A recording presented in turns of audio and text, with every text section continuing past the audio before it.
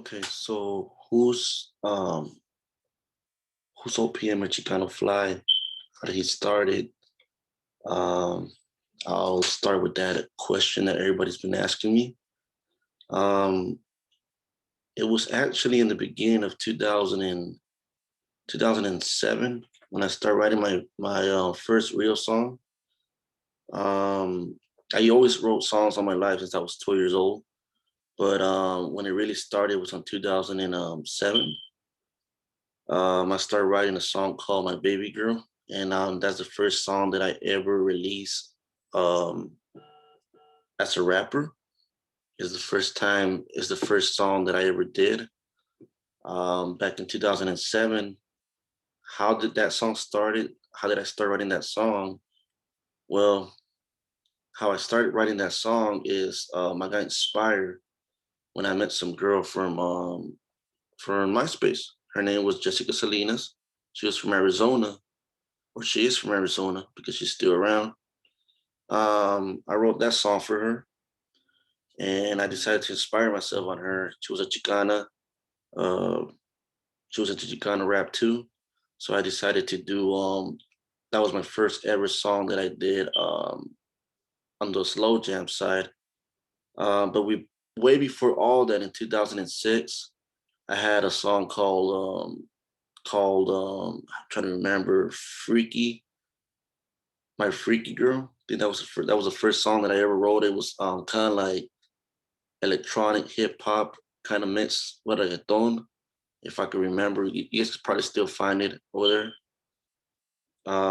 2008, that's when I record my first professional serious song. I re-recorded it, My Baby Girl, and I put it on iTunes, and people start buying it. 2000 $2,000. I remember I made like $2,000 probably, or $3,000 out of that one single.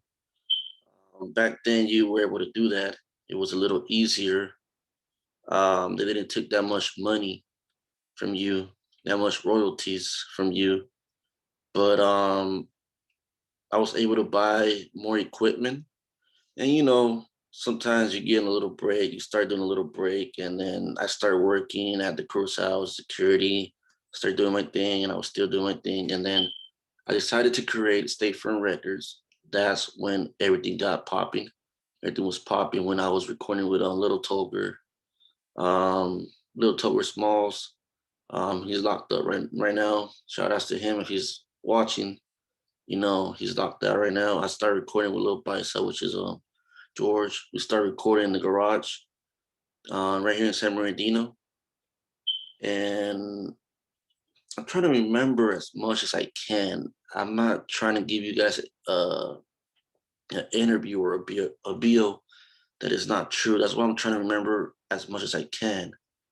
I also remember in 2011, my last days right here in San Bernardino, I started, I recorded a single called Gangster Love with Young Ant, which it lead to a good level.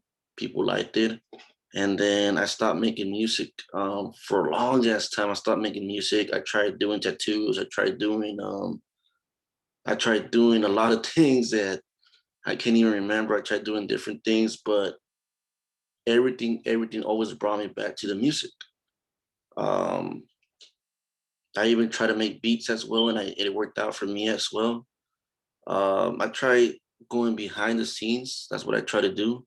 I try to be behind the scenes of the music until I finally decided, you know, just to cut it short, until I finally decided in 2016, I decided I wanted to create a podcast. I already had in mind a podcast. I was also recording a couple of songs while I was still working. So I was busy. 2017, my friend Big O, he gave me the opportunity to be on his show. Um, top countdown, Big O's top countdown, top 20 count down. Excuse my pronouncing. I remember he invited me to his show, and I got famous on YouTube by we can no longer talk about politics, but I talk about somebody. If you guys go back, I'll put the link below so you guys can go see the video. And that got me known. And then I got into the radio station, Q Radio. I started interviewing. My first interview was with. Um, I remember my first interview was Ronnie Gray. I remember interviewing Big O, and I remember also running it solo. I was running solo. I was doing my own thing by myself, just playing music.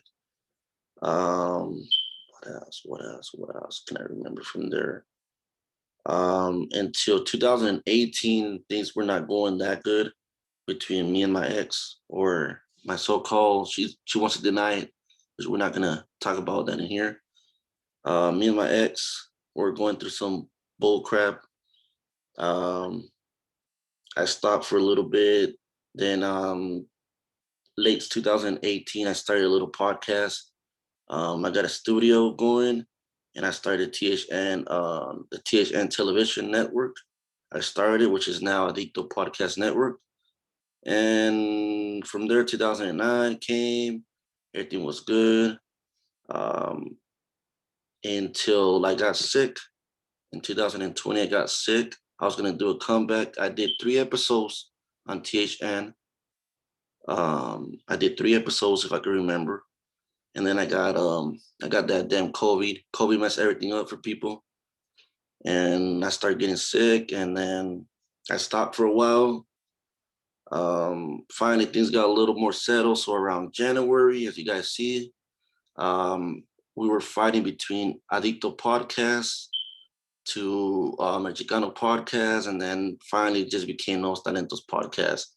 And my first interview was with Fanny Alvarez, which she gave it a little more movement, which I really appreciate that. Then with ER and Ronnie Gray, that got me into the Chicano side, which I already had the Chicano side on my side. But when I'm trying to say Fanny Alvarez got me into the more Mexican region side, she got me known there.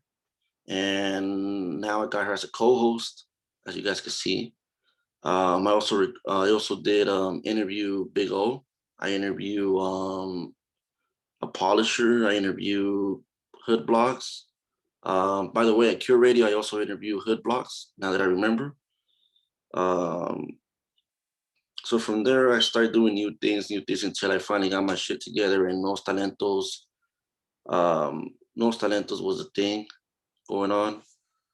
And I think this interview, I'm gonna finish it with Fanny Alvarez. She's gonna interview me, but there's a little bit of me telling you what I used to do and everything. Don't miss the episode. It's gonna be episode number, I believe, number 14. So go check it out, guys. It's gonna be probably recorded on Monday, or I'll figure it out when I talk to Fanny Alvarez. But that's the thing right now. Thank you guys for watching, and that's it for today. That's all.